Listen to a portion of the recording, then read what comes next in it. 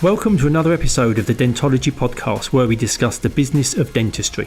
In this podcast series, we'll be discussing all the non-clinical aspects of dentistry, from goodwill values, finance, marketing, how to buy and sell a dental practice, mindset, through to where you can invest your money in team management issues. My name is Andy Acton, and I'm joined by my co-host, Chris Strevens. Let's jump straight into it. So welcome to our latest episode of Dentology, the Business of Dentistry podcast. And we are so fortunate today. We've got our latest guest, and it's Emma Anastasi, if I can say it properly. Emma Anastasi, there we go. And Emma runs Diamond Dental Staff, which she launched back in 2018. But before that, her entry into dentistry was as a receptionist before qualifying as a dental nurse at King's College Hospital, and recently was nominated for a National Examining Board for Dental Nurses Award, which is amazing. So I first met Emma through Clubhouse, which is an audio-only app that blew up during lockdown and then blew down. Deflated big time. It blew down. Then, yeah. That's about as quick as it blew up. And Emma was great because Emma was one of the progressive people who kind of got on the front foot to support the profession, to share her wisdom, to get out there providing support, did topics like preparing for interviews and things like that. And it was at a time when there was a lot of uncertainty. People weren't quite sure where they were going, what they were doing. So it was great that you did that, because as a young business owner, and you've got so many things to deal with yourself, to put yourself in a position to help the profession at a time when they needed it, I thought it was absolutely great. Thank you. Welcome Emma. How are you doing? I'm good. Thank you so much for having me and for inviting me on today.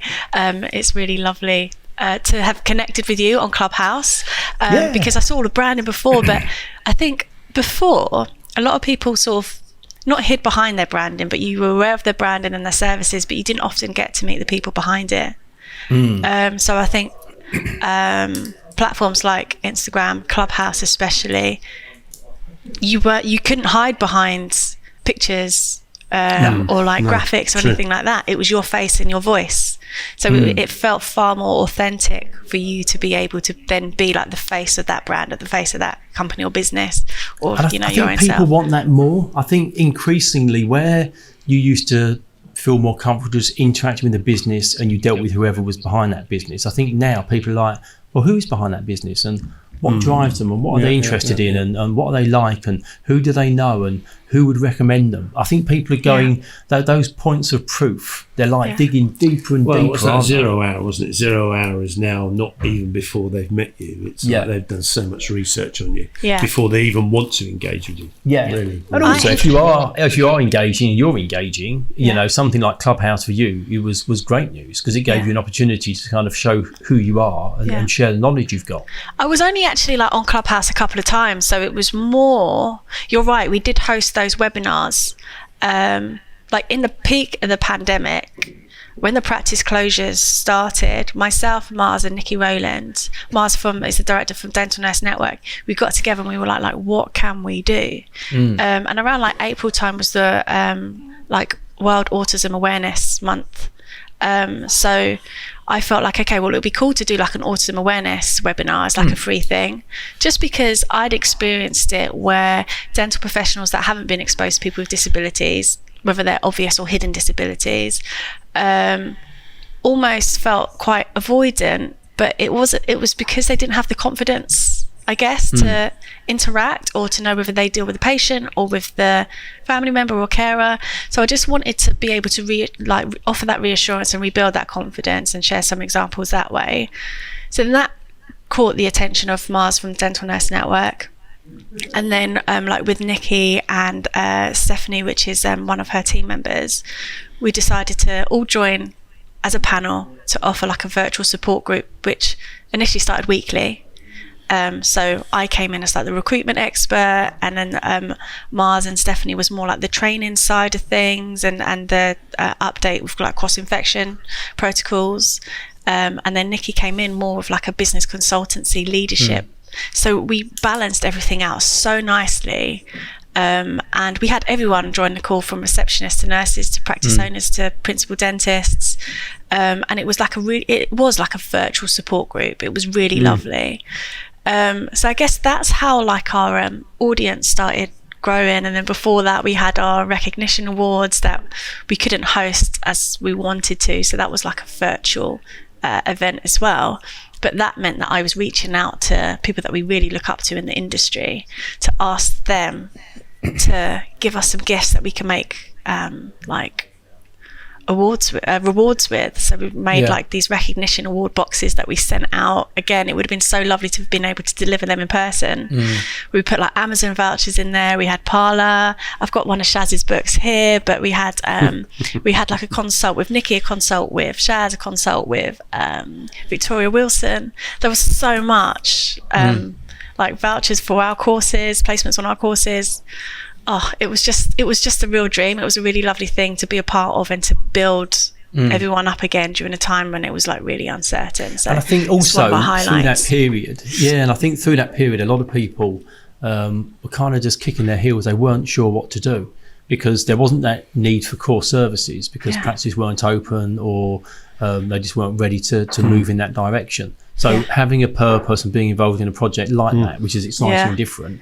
So they're all on Clubbers. Yeah, exactly. It sort of keeps you busy, doesn't it? And absolutely. Things like that are quite energising in their own right. Well, they weren't dental specific either.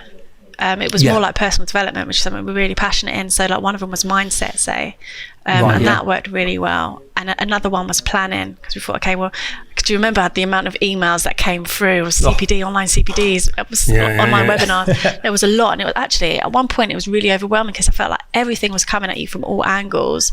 So I felt like, okay, well, this is one thing that we need to do, but this is a time when people need that almost like leading with sort of empathy and understanding, personal rather than professional development, I guess. So it was really nice to connect with people that way. But at the time, it was quite frustrating for me because I wanted to do more and I was so limited with what I could do. And it was a time where it was really, we felt really vulnerable. We were like, if practices are closing for 3 months, where do we get your revenue? So we felt like it was irresponsible. We saw people marketing like 50% off of recruitment fees. That's not what people need at that time. So it was important that we, spoke about furlough and what that meant. And, we still had to help practices with their team of community members that we placed in their practices months and months or years before. They were like, we don't know if we're going to have to make them redundant or what the deal is. So a lot of that time was spent just consulting, I guess, our practices, our friends on, maybe what it is they need to plan for, how they need to lead their team at that moment. No, I think there was a huge amount of worry, wasn't there? Because it was uncertain. Yeah. Even though I told my children that in July we'd have a barbecue to end all the COVID. Yeah. So good job. I was somewhat misguided on that. Good job you didn't say which year that barbecue would be. Should have specified just as well. So before we get into the business bit, roll back to the very beginning. Before you got into dentistry, what was your upbringing like? School. Where did you live? Did you go to school? I was the class clown at school. I didn't really take it too seriously. I just went, I just thought it was an absolute laugh. I grew up with 3 brothers. Right. I can do more kick-ups than all of them. Good. Well done. Oh, what do you want to know? My dad's Italian, so half Italian. Hence the surname. Hence the surname. But like we grew up with a lot of such like a wonderfully diverse group of like extended family friends. So when I used to go to school, I wasn't that smart. So I tell everyone I was half Irish, half Italian, half Singaporean, half Indian. Because these are all people that were really close to me, and they were my I could still consider them as my family. They were family. So in my head, I was like, they're a bit of me. I'm a bit of them. When you say you're not that smart, you clearly are, because you're owning and running your own business, and you've navigated your way through dentistry. Book smart. I'm quite creative. Even after finishing school, I went on to do art and design, graphic design, photography. So that's where my eye for branding, and that's where I geek out on branding, but not just on the digital IP, but actually carrying that forward and carrying that brand forward with your team training and the customer. So you're perhaps like lots of people, that kind of core mainstream academic, sit down, learn stuff, do a test, that just wasn't for you. That doesn't mean you're not smart. It just means you're more of a visual, practical learner, as opposed to a learner in a traditional school sense. When I went to I landed a job as a dental receptionist completely just... What happened was my brother's girlfriend at the time was working at a dental practice. She was staying at my house and she'd never go to work. So the morning that she didn't go to work, I called the practice and I was like, are you looking for a receptionist? I just got back from New York. I was in New York nannying for my cousins for like 3 months. And I was so depressed. Like I couldn't get out of the jet lag and finding the job. And I just didn't know what direction to go in. I missed my cousins terribly. And Charmaine, who was the practice manager at the time, was like, oh, can you start tomorrow? And I remember my voice was really croaky because I called her in bed, and I think she actually asked me, are you in bed? And I was like, no. So I went that morning. And I was Is that so one of your nervous. interview tips now for people? Get out of bed when you make have your conversation. They're probably all on video call now. Early bird catches the worm. Don't even get out of bed, start in bed. So I went to meet her and she was like, okay, like, can you start like today? So that was it. And I loved it. And at that point, if someone said you're going to be a dental nurse, I would have been like, no way, not for me. But I can't tell you how much I loved it. So the dental nurse, she was a temp. She was like, Emma, you have to go to King's. Her name's Stacey. She's in Canada now. She's like, you have to train at King's as a dental nurse. It's a great stepping stone towards becoming like a dental hygienist or therapist, because that was the route that you had to take at that time. Right. Yeah. And because I didn't have the scientific And was that your grades. thinking at that time? Was that your thinking to move down towards the clinical path? Well, in my practice, they couldn't facilitate my training because it was a small practice. We had 2 part-time dentists, 2 surgeries and 2 dental nurses. Whereabouts are you in the country at this point? Sunny Mitcham, South London. Mitcham. Right, okay. Mitcham, Glorious, South London. Above a locksmith. I think we had a couple of Caribbean shops. Did you? Yeah, a couple of Caribbean well. shops, and that's what I really miss about being in South London, not being in South London, because we don't have too many here in Brighton. We used to go out all the time and get our patties, and it was just a great time to be alive. So yeah, they Sounds really like a business opportunity. they really encouraged me. Oh, please, not another idea. They encouraged me to go to King's, so I went to King's. I thought I'll apply, but I really didn't think that I was going to get in. And I remember being interviewed by there was like 3 or 4, and that's the biggest interview I ever had. And what's really lovely now is how everything's full circle, because Miss Coker, who's like the head of like the Dental Institute, she had been nominated for our our recognition awards. So it was so nice to have that journey with them as like a trainee, and then go back with this lovely package to recognise all her efforts. Because during the pandemic, imagine that would have been a mighty task to orchestrate the whole, being responsible for, your trainees, your qualifieds. That's just, I'm not sure many of us would have had the capacity to be able to complete that task. King's was lovely. I was one of the club dental nurse representatives.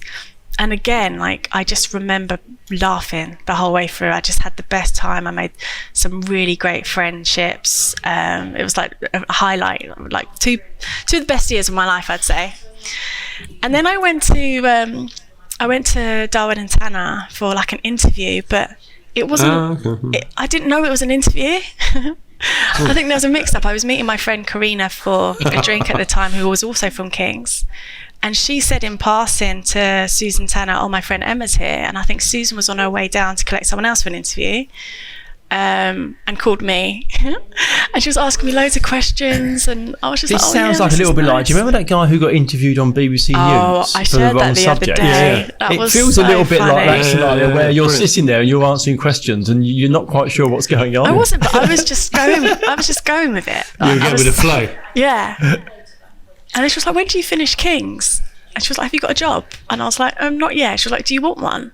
And at the time I was thinking, I love being in that community environment. And I know that has massively contributed to why I wanted to build a community with Diamond Dental staff. Like, we don't have a pool of candidates or like applicants. We have a community. And before I was at King's, I was working with the police as well. So I've always had that sense of community. Mm-hmm. So, these are all things that have, I guess, built me up into building what we have today. So did you take the job? I did, and I had the best time. Darwood and Tanner was incredible. I worked with all the specialists. They were so kind to train me, and they're massive on personal and professional development as well. They have their own academy, so they trained me in like suture removal, just working with Andrew Darwood. That was the first time that I really understood innovation. It was the first time that I'd been exposed to it even. And it just blew my mind. I just loved sitting in consultations with him and hearing how he would articulate and express himself to patients and explain certain treatments. And there were so many times when my jaw was just on the floor in complete awe of him. And they trained me in dental radiography, which was such a big deal for me because I've never been diagnosed with it, but I think I have dyscalculia, which is like dyslexia, but with numbers. So numbers and letters together is a real deal for me, and it's probably been my biggest challenge. And I just thought I'm never going to do it, but I was so committed to doing it, and I knew that if I was studying after work, I'd be too distracted by the rest of my day. So I was waking up at like 4 o'clock, 5 o'clock in the morning, studying, and then going to work, coming back and doing it repetitively. And I think I was the first person to pass radiography, and that was a really defining moment for me, in that if I commit myself to doing something, like I can do it. But I remember being in practice, and I was in hospital. We used like upper right 1, upper right 2 for charting, and I was working with a dentist, and he was like 2 1 1 2, and I was in my mind, I just could not keep up, and I felt so embarrassed. I felt so silly. And that when I left that day, I was crying my heart out, thinking, this is the standard of this like private practice. There's no way I can keep up with this. And in my mind, I was like, I can't do this anymore. I felt too embarrassed to go in the next day. And then I thought, you're being really silly. Just go in. And I remember being really nervous and shaking and being like, that doesn't work for me. Can we try it in a different way?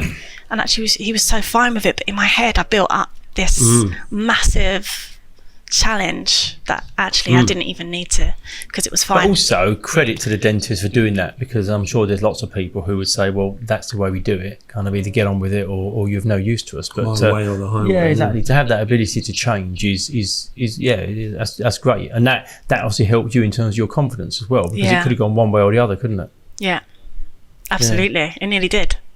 So you said before, I read that you said you had to rebuild your confidence because that was lost. And I wonder whether, listening to you talk now, you've obviously built this community for the nursing profession, and you're utterly passionate about supporting them. Is there a link between your loss of confidence, how you rebuilt that, and why you now are building this community for the nursing profession? What went on there? Yeah, so that journey was like, I was sort of headhunted to join a practice. And I just felt like it was missold to me, but it was the first time that I'd worked with an agency. I was moving from London to Brighton. And for me to work as a dental nurse in London was like a 5 to 10k pay cut. So I knew that wasn't an option for me. So I knew I had to push myself to be in a managerial position, but I didn't have any managerial training. So again, I was just constantly pushing myself. And then I got to this practice, and it was quite a high turnaround, which is when I discovered that what I really loved doing is interviewing different professionals, everything from like receptionists up to dentists, hygienists, cleaners, hearing their backgrounds, hearing where they want to be, and then sitting back and thinking, okay, how can we support you on this journey? Where do you fit within our team? Where do our values align? How are you going to be with our patients and our patient journey? How does everything fit in together? Really geeked out on that.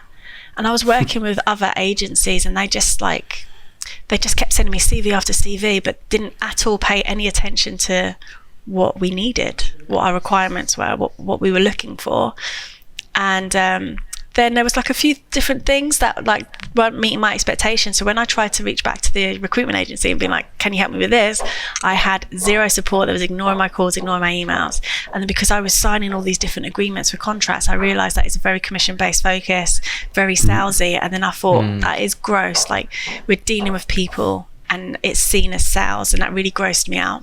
And I felt like what is missing is that support for the job applicant in preparing them for the interview, but also that support for the dental practices to help them, and rather than being like an agency, and I've had to really come away from that because I learned very quickly that people do not want to talk to agencies due to having like a really bad experience with them before. But what was missing, they needed to feel like an extension to the team rather than an agency that, you know, has notorious fees associated to it, that when you go to them support, you're not going to get it because they've done their part, they've made their sale. And that's how it felt, and it really grossed me out. But at the time, I did. I was really going through anxiety for the first time, and I was waking up in the morning, my stomach was in absolute knots. I was like crying before school, not wanting to go in, and then I'm like always just putting on a brave face when I got there. But I felt like it was so much more than I can like really handle. But I guess that it wasn't with me, but I just felt like it was. I was just limited. I didn't have much autonomy with the team to lead the team like I wanted to, I guess. And then I also felt like I hit a brick wall in that I only qualified 3 years before, and then now I'm a practice manager, and I was hungry and I wanted more. But I felt like, okay, you can't be a practice manager because you're obviously not very good at it. So I thought, okay, I'm going to start a dog grooming company. And I made, of course. I was done with people. Honestly, I didn't want to talk to anyone. I can see where you went there from mouths. So I put so much time in thinking, okay, I need about 20 grand to convert a van, and then I'll have a mobile unit. And I was talking to local councils about maybe having like a pop up in their car park once a month and go around Sussex and do it that way. And then one day I was at my ex's house when we lived together, and I was so snotty, my eyes were scratchy, and I just burst out laughing. And I was like, I can't be a dog groomer, I'm allergic to dogs. Yeah, that's probably not a good idea. And then I thought, maybe I'll become a carer and go into houses. And then I had this idea of starting a company called like Helping Hands, and again being an extension to the family, creating that trust. You realise you're allergic to old people. I just thought, well, I'm going to have to go back and do caring. And then I thought, do you know what you need to do is, if you're not happy with something, you know, set your own standard, change it. And I suppose that's a great thing that came out of it, that we often talk about, you know, where are your best learnings? Where are the greatest learnings we have? And learning some things that are going well are okay, but learning from things that don't go well, or learning from people who, you know, are idiots, that those tend to be the better learnings. And you obviously saw an environment that you knew was needed and was necessary, but was just being delivered in a really unhealthy way. It was great that I experienced it in both hands, and at a time where I felt like this is such an awful part of my time in my life, where I just felt so unsettled and so uncomfortable in something that I put so much energy into. But now I'm like, I'm so happy that happened. Like, I'm so unbelievable that needed to happen to put that fire, to ignite that fire in my belly, for me to wake up at 4 o'clock in the morning that morning to grab my laptop. And I remember jumping out of bed with so much energy, more energy than I had in ages. And my ex was like, what are you doing? I was like, I'm going to start my own recruitment agency. And that was it then. From like 5 o'clock in the morning to like 12 o'clock at night, I was in my pajamas, working away, not eating, not really taking too many toilet breaks. I was like a recluse. I was just like in there, like building. It took me like over a month to build my own website, because I'd never done one before, and I didn't know what I was doing, but I was so... You're in the zone. I was so in the zone, yeah. And that was 4 years ago now. So you started your business in 2018. Yeah. And if we think that in early 2020, what went on, you know, for half of your business life, you've been tackling, managing, dealing with COVID. But putting out fires, I think is the expression. Well, yeah, but the thing is, you know, we spoke to somebody earlier. We said the same thing. Congratulations, because you're still here. Thank you. You're still in business. And, you know, I don't know if you know the stats, but the majority of businesses that start don't make it through 2 years. Yeah. If you can get through 2 years, you've done really well. So you're now, in fact, I think it's 4 years this month, isn't it? We just celebrated our 4th year anniversary. Exactly. We kept it quite like on the down low. Yeah, but it's amazing. It's amazing that you've got to that point. Because like I say, so many people don't. And in many ways, it's even more remarkable that you've spent 2 of those years battling through COVID. Yeah, well, which is amazing. It's a crazy time. Ultimate stress test. Yeah. I've had a really great network around me, really great support network. I've had my colleague Luke, who we launched in February. But that was me nursing. That was me being in practice, local Brighton practices, and then Harley Street, like Marylebone, from Brighton to London to Brighton, London to Brighton. It was me nursing, but then because I was getting inquiries in, and it was all word of, like, everything like we've done, we're not on the phones calling practices. It's been word of mouth, or they've seen us and they like what we're doing, or they've sort of, I don't know, that they've seen what we're posting or what we're about, and they want to work with us that way. But these are people, when I speak to them, they're like, we like made a promise never to work with recruitment agencies again because we've had such a bad experience. Like, what can you help us with?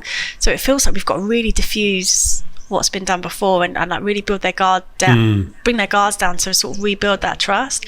But my colleague Luke joined me in June, so February, March, April, May, June, right? And I needed help, but I thought I always knew that it was going to be bigger. I didn't think, okay, I'm going to be a locum nurse, a freelance locum nurse, and that's going to be it. That wasn't enough for me. I knew that I wouldn't be fulfilled by that, and I knew that I can help other people with it.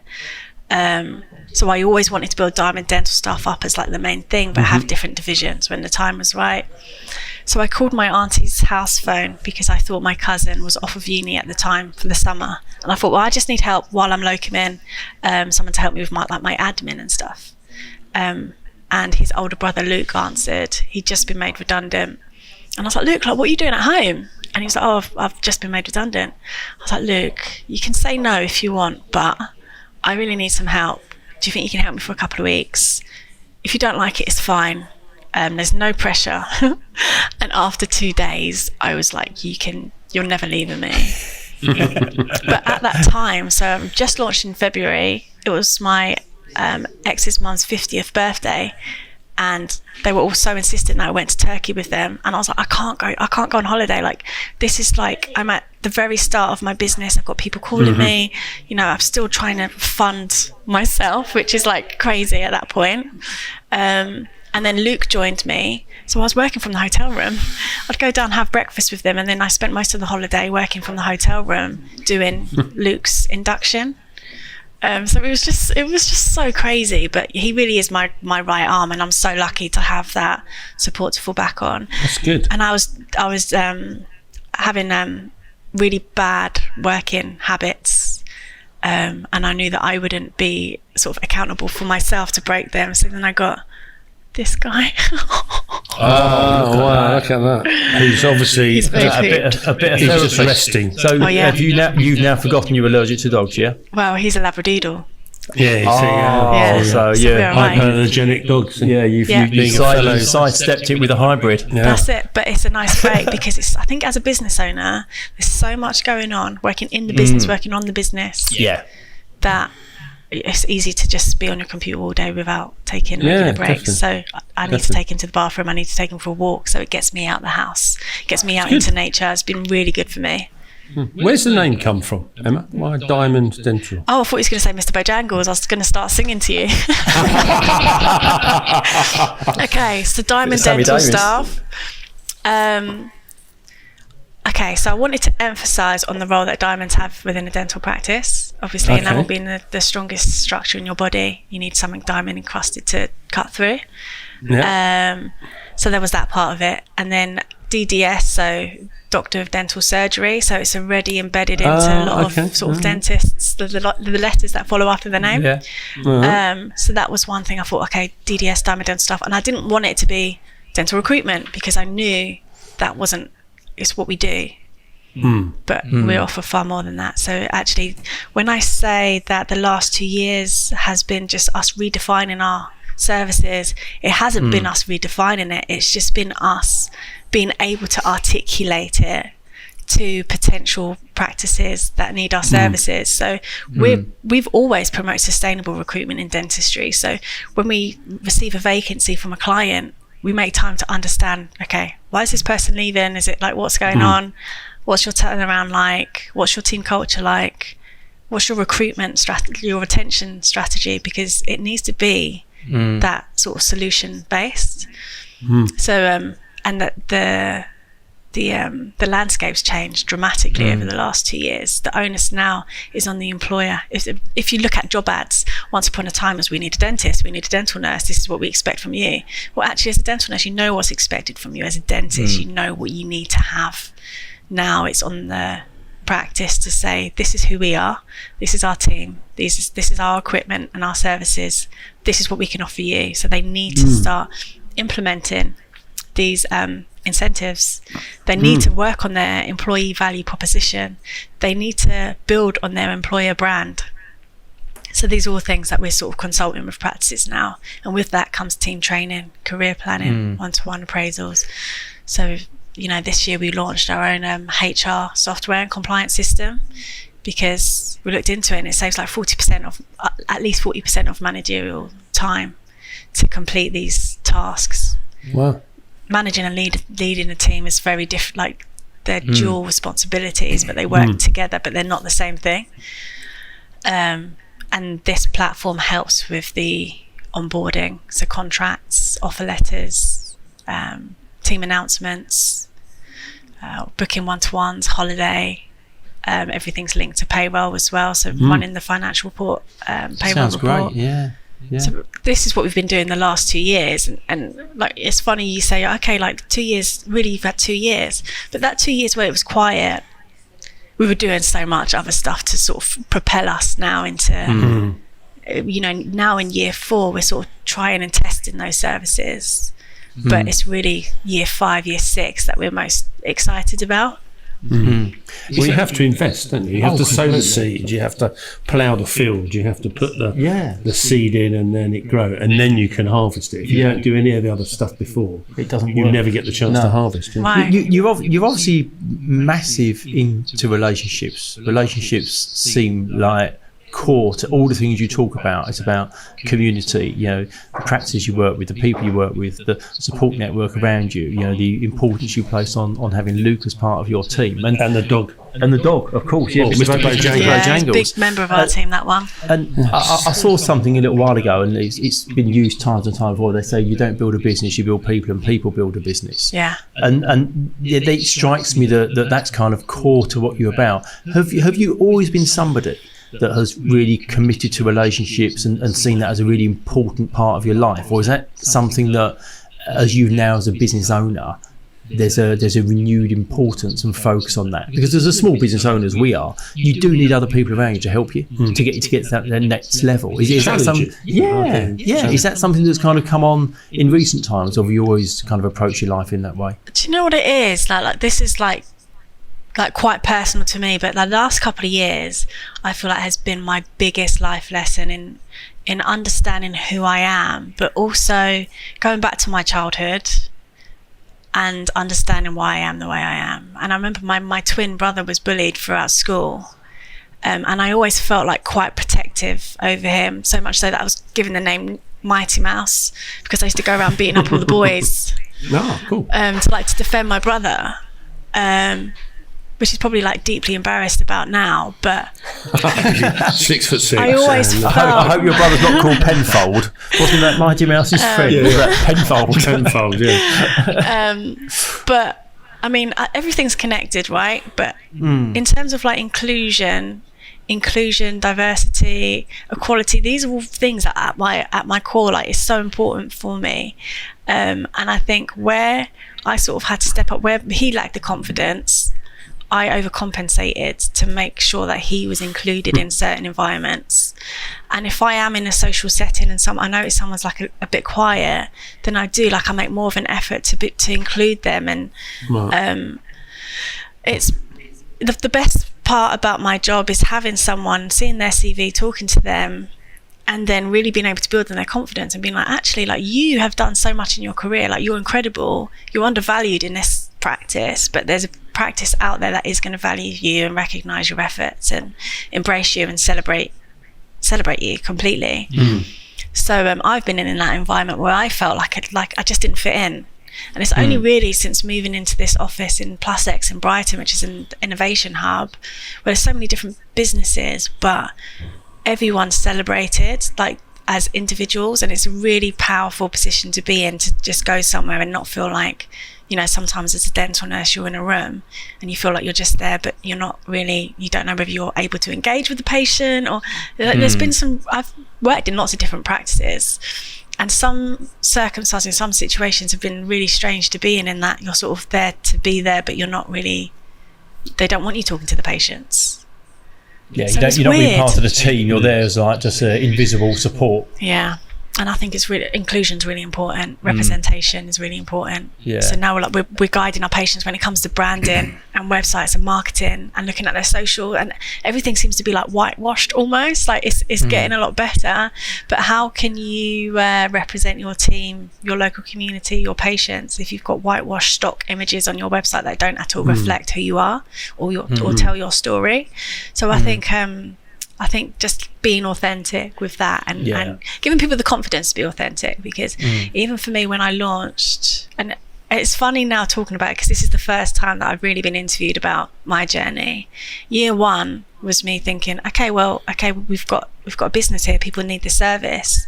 Year two was us coming away from like Google Drive folders and thinking, shit, now we need to be able to manage all these clients and community members and applicants, and then reinvested into different platforms, but then trying to simplify that process of, okay, we're getting applications from this platform, that platform, that platform. Now we've got to bring it all together. So then year two was working out processes. So it was very much like working on the business, and it was really difficult to get that right balance. I feel like I'm going off on one, and I've sped off and I don't know where I'm at anymore. What's your question? I'll tell you one thing you did say that we'll circle back to is that obviously you speak to lots and lots of people in practices and practice owners, practice managers. What's the morale like in dentistry from your perspective at the moment? Because there's been a lot of changes that have hit the profession with increased PPE, the pressures they're under, practices are busy, some people falling out of love with the profession, some people leaving the profession. What's your perspective in terms of the general morale within the profession at the moment? It really varies from practice to practice. Some practices absolutely have it right. Some practices can't get it right because they're short-staffed. There's a massive recruitment crisis. And actually, people feel overworked because they're not able to fill their positions as they once were. A lot of dentists are looking to come away from NHS dentistry. Our thoughts and our views and our encouragement is to advise practices to utilise the role of dental therapists, because we have so many therapists that are still working as like as hygienists maybe, and not fulfilling their scope of practice in the therapy element. And they're so hungry for it and they're so capable, but the practice maybe hasn't implemented that role just yet. And it's like change management. This is a process. It's going to take time, but you have to start. And then it's more than just a team culture. It's educating the patients then, and the patient might see a hygienist or therapist as scale and polish. They might not know the role of a therapist. So that education has to be full circle. It has to come from everyone in the team. We've actually just completed a 4-series webinar on recruitment and retention with Practice Plan. So it's interesting that you say that, because yesterday's... I saw that advertised. Yesterday's webinar was on how to boost team morale. And we just shared like lots of different examples. But again, it doesn't necessarily... You don't have to have a massive budget for it. You really don't. It was the simple things that made such a difference. So I think looking at like the UK statistics against all workforces, like 69% of the UK workforce would be far more productive if they felt valued within their role and recognised within their role. 69% is a staggering figure. 40% leave their employment within the first year if they feel that they don't have the adequate training opportunities. So this is why it's so important for us to be like, we need to share this information to practices. You're no different to any other business. You've got also what you said then, you use the word feel twice. and we all know what things feel like. Yeah. If somebody genuinely says thank you, we know what that feels like. It makes us feel good. Yeah. And that point that you said about it doesn't necessarily need to cost money. Doesn't, and I that's think what I you meant. can create Manners. a great culture about manners, being nice, genuinely thanking people for what they're doing. All those things feed in. As long as it's done with sincerity and authenticity and you genuinely mean it, I think it goes so far. It goes huge. Even giving your employees a voice rather than at the team meeting, you telling them what changes are being made or what the practice is doing, sharing the agenda a week before and giving them the opportunity to share their feedback and be heard, to input and implement what it is that's been shared with you, or provide feedback, thank them for their input, celebrating the practice's growth and success together with your team. Monthly shout outs, it doesn't necessarily be, it can be like, okay, best team member of the month, but it might be like best alignment with our practice values, or it can be silly, like best tea maker, or I say best cup of tea. I think it's a big one actually. That should be top of the list. It's quite important. The best cup of tea. We have a thing called a Drive To Award. We do. What's that? So many years ago, when we were much smaller, we had our own in-house server, and basically every server has 3 drives, and normally the idea is that if one fails, it doesn't matter because the other 2 can pick it up. And our server, according to the man who came from Microsoft to mend it, he said it was exceptional that 2 drives had failed on one machine. And basically, if both had failed at the same time, we'd have lost all of our data because it was not being backed up, because supposedly this never happens on a server. You only ever lose 1 drive. So basically, poor old drive 2 just kept hanging on in there, and then backed up all the data and then collapsed. Wow. So we basically took it out of our server, and we have it in a box and we give it to people as the Drive 2 Award for dedication and commitment. That's above amazing. and beyond. And does that rotate around the office? Yeah. So the idea is we sort of people get to vote on it as to who they think. We probably haven't done it for a while, actually, thinking about it. No. But yeah, because we just felt it's exactly as you say, it's recognition of stuff they're doing. It doesn't have to be, did you make the best sale? Did you were you actually just kind to somebody? Exactly. And I guess that's it. It doesn't have to be like a financial gain. Just like, you've been a really decent person, you've been a really kind person, you really helped us, and you've offered a great amount of support to your team this month. Often it's a small thing. I was going to say it's a small things. In your business, it's the same as ours. We're good at what we do because we do 1,000 small things really well, and they add up to be a really big thing. Yeah. And quite often the really big thing doesn't really ever exist. It's an amalgamation of lots of little micro things that look like a big thing, and it's those little things you need to celebrate, because if you keep getting those right, then everything else kind of falls into place around it. Yeah. Absolutely. You've been doing this for a reasonable period of time now, and lots more to go. And I know it's been a bit of a whirlwind for you. But if you could go back to the beginning, would you do anything different? Absolutely not. Would you do the same thing again? Absolutely not. Like, I've learned so much on this journey. I've never really had like an emotional response to something anyway. Like, I'm quite calm and collected. And Luke is fantastic for that, because if we've had like a particularly stressful day, just talking to Luke or just looking at Bo, like, relieves any stress completely. And we are quite laid back with things, and I think everything's contributed to my learning, like outside of the business, but who I am as a person.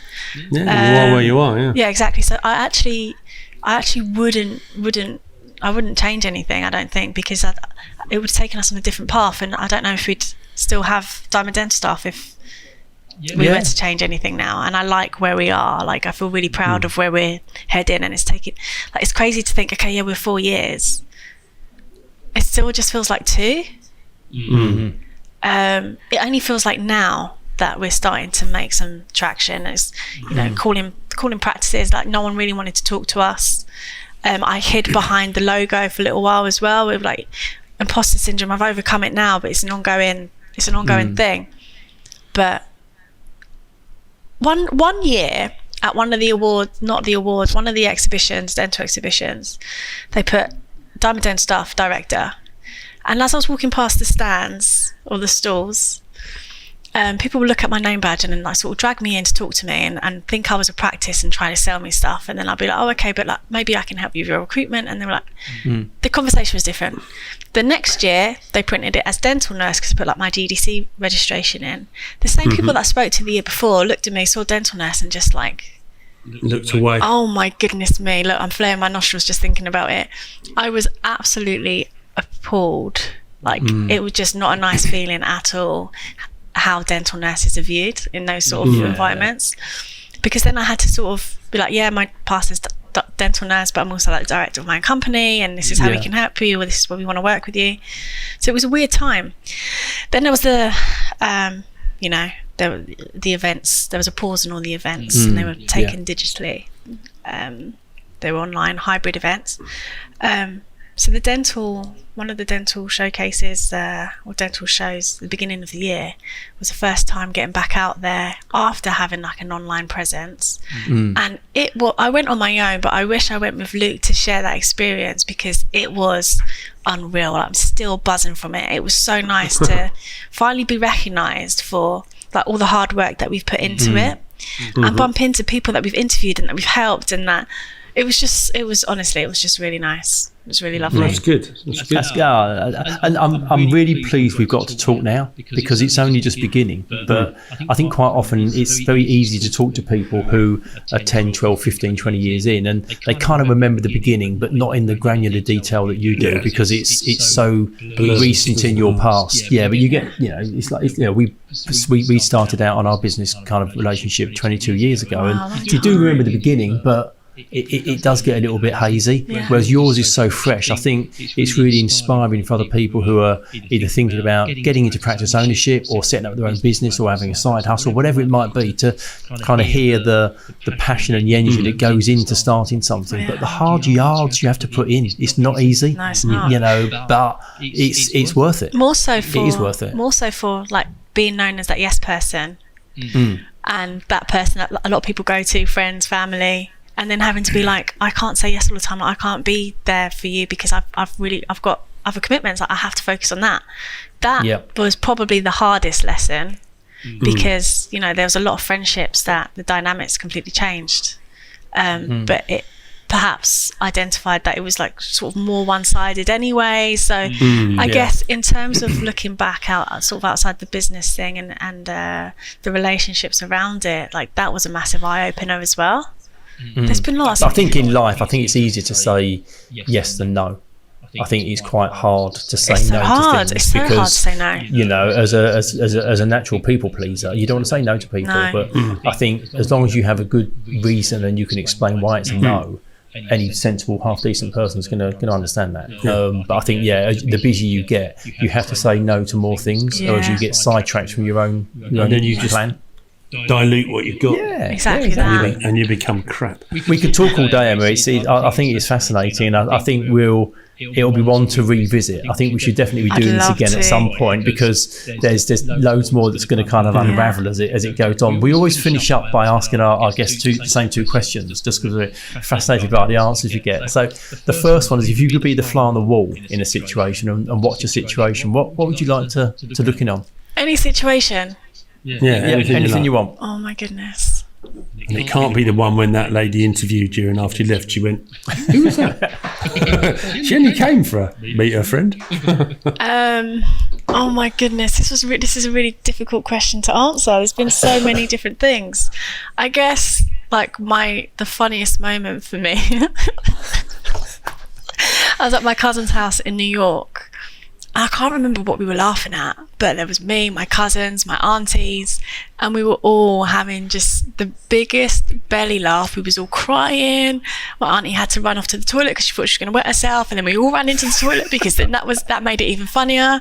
Like rice was coming out of my nose because we was laughing so hard. So I'd love to go back to that moment, because it was just probably like one of the funniest moments for me in my life.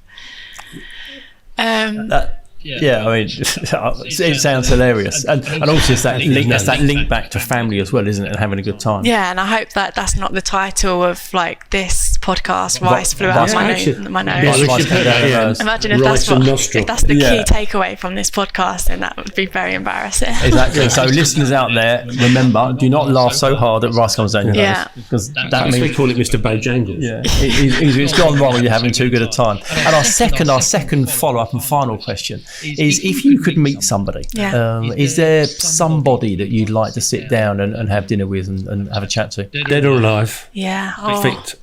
Fiction or fact? Okay, it's a really hard question, because you think the obvious. Okay, like I want to have dinner with my nan, or I want to do this. I want to see my uncle. I want to see a family member that that's no longer here.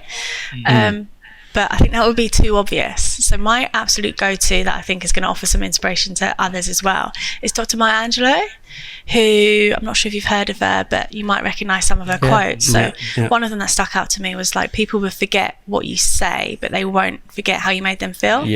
There's that one. There's be someone's rainbow in the clouds. There's lots of lovely quotes that she said, and she's my go-to, and she has been my go-to. Like when things get really tricky, I normally take myself, have a bath, light some candles, fall into a YouTube loophole, and I watched loads of Maya Angelou interviews. And actually, when I'm nervous, I've actually been okay today. You guys have made me feel really comfortable, so thank you. But when I'm nervous, I find it really difficult to get my words out, and I sort of stutter a little bit. And that's been something that I've had to overcome in all these public speaking opportunities. I've really had to work on that. Another big challenge of mine. And Dr. Maya Angelou really helped me with that, with how she takes her time to sort of share her message. I'd never have guessed. No, likewise. No, it's not. Never guessed. I had no thought about the anxiety or the fear of speaking. I mean, most people. A couple of vodkas before. Yeah. You did ask me if it was vodka this time. I think as a guiding thing, most people don't wake up in the morning and look forward to having to make a presentation or speak in public. It's unusual for people to find that something they look forward to doing. However, I think most people, when they do it, realise it's not as bad as they thought it was going to be. And like you say, if we can create an environment that makes that easier, then great. But actually, it's mostly you, because you know your stuff. You are passionate about what you do, and I think whenever you get on a topic that you're interested in, a lot of that anxiety falls away anyway, because you're comfortable talking about that stuff. I think public speaking, it's always that thing, isn't it? The fact of just remember that they would really hate to be standing there. So they're like, I'm really glad it's not me. I guess for me, it's like the flip of a coin, and that because I'm in that position and I have to create that safe space to make people feel comfortable in their video interviews that we share with clients. I have to spend time with them first, get rid of those nerves, and then press record for the video interview so they come across the best possible way. So that sort of helped me as well.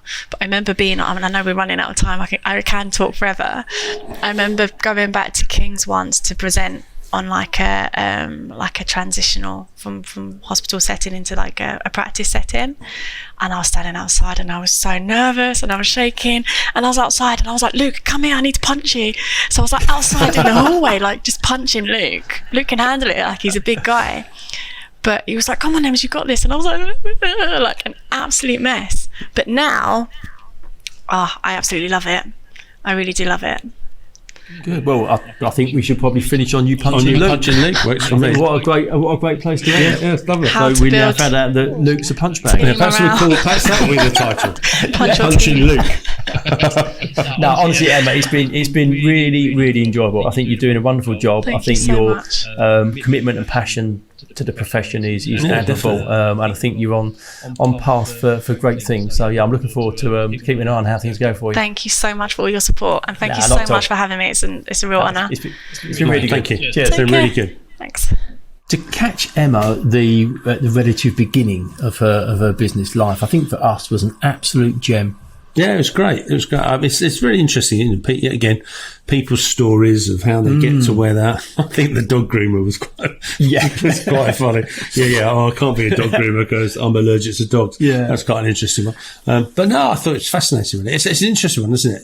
That, as you say, began for 4 years, but probably only really began for 2 years, because the world has sort of been a bit weird for 2 years. But also the intensity and the drive that she's got and what she's put into her business, you could probably stretch it out for lots of people into something like a 6 or 7 year investment in her business, but compressed into a very short period of time, but really passionate about wanting to make a difference and reinvent what people would have thought about a recruitment business, turning it into more of a community. I was going to say, I think that's probably the hardest thing she's got, isn't it? Not only setting up a new business, not only during COVID, but also trying to change people's attitudes to traditional recruitment businesses, because hers is a non-traditional recruitment business. And that must be the hardest thing to try and turn But also around. a very modern outlook in terms of relationships and collaboration.